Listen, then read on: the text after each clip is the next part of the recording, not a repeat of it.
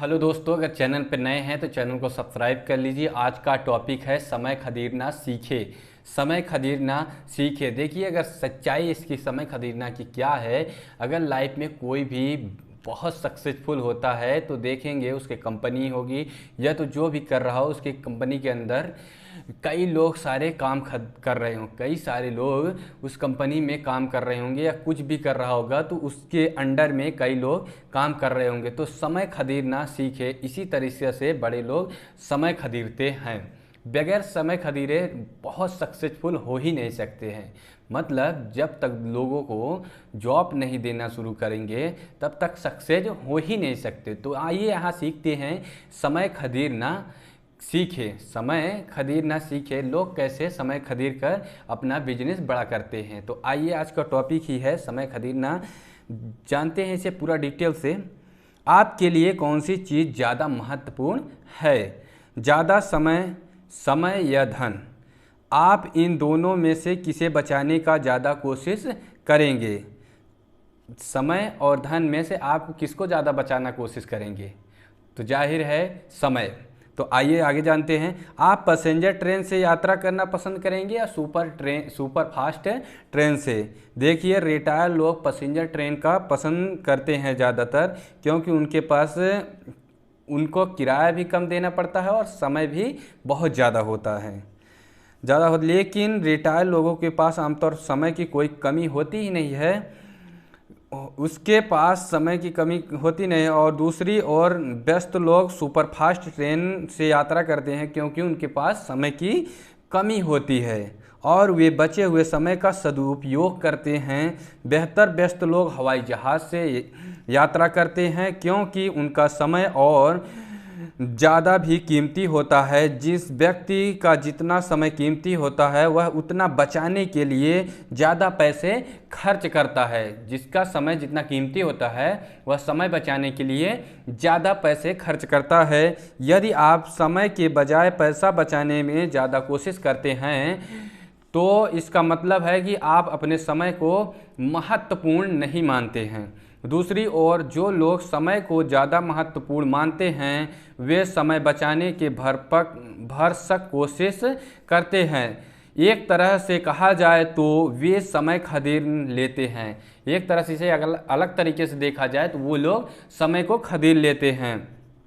इस अध्याय से प्रारंभ में दी गई चीनी सूक्ति से कहा गया है कि समय को नहीं खरीदा जा सकता है। मतलब बहुत से लोग चीनी सूक्ति में कहा गया है कि समय को नहीं खरीद सकते हैं, लेकिन आप यकीन कर सकते हैं कि आप समय खरीद सकते हैं। कंपनियां की बड़ी बड़ी जो कंपनियां होती हैं उनके मालिक, ज़रा सोचे, कंपनी का मालिक प्रोडक्ट ना बनाता है, ना बेचता है, ना उसका वितरण करता है, ना उसका प्रबंधन भी नहीं करता है, उसे बेचता भी नहीं, लेकिन मुनाफा उसके जेब में जाता है। कंपनी के मालिक कर्मचारियों को तनख्वाह देकर उसे अपना मनचाहा काम करवाता है। दूसरे शब्दों में कंपनी का मालिक दूसरों का समय खरीदता है।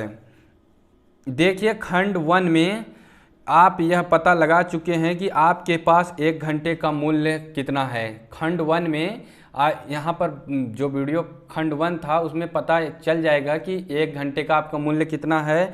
उदाहरण के तौर पर आपके समय 1 घंटे का मूल्य है 100 रुपये। तो अब इस आधार पर आप समय खरीदने का निर्णय ले सकते हैं। अगर आपको मालूम है 1 घंटे का मेरा मूल्य कितना है तो आप समय खरीदने का निर्णय ले सकते हैं।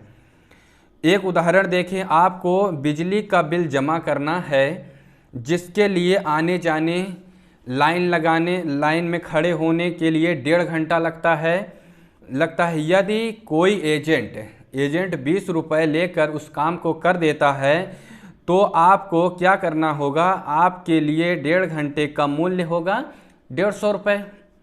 इसलिए अगर कोई वह काम 20 रुपये में कर दे रहा है, करने को तैयार है, तो आपको खुशी खुशी हाँ कर देना होगा, क्योंकि आपका समय इससे बहुत कम लगेगा।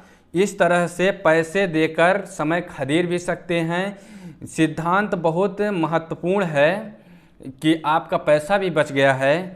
सारी बड़ी कंपनियां इसका फ़ायदा भी उठाती हैं।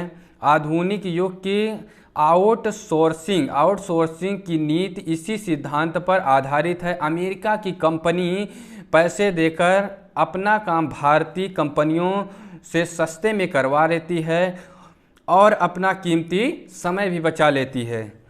यह डेलीगेटिंग यह काम सौंपने से अलग है। एक डेलीगेशन चैप्टर जो है उससे अलग है और काम सौंपने का जो चैप्टर है उससे भी अलग है। डेलीगेशन में आप समय बचाने के लिए काम महत्वपूर्ण अपने अधीनस्थों को सौंपते थे, जबकि समय खरीदते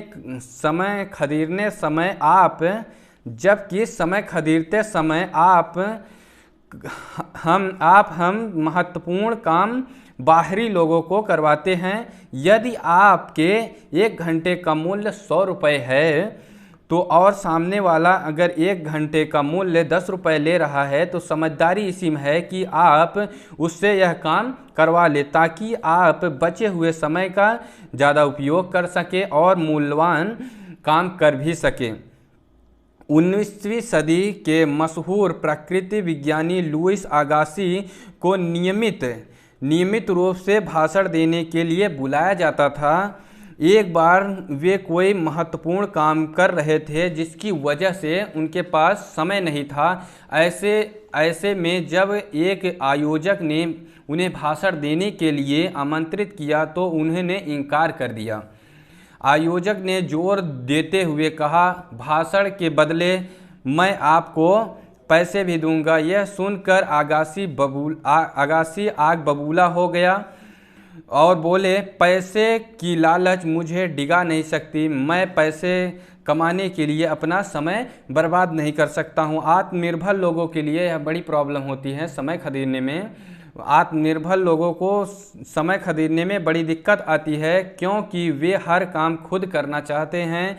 कंजूस लोगों को भी इससे समस्या आती है। वे पैसे बचाने के चक्कर में खुद ही छोटे छोटे काम करना चाहते हैं, भले ही इस चक्कर में उनके बड़े और ज़्यादा महत्वपूर्ण काम ना हो पाएं।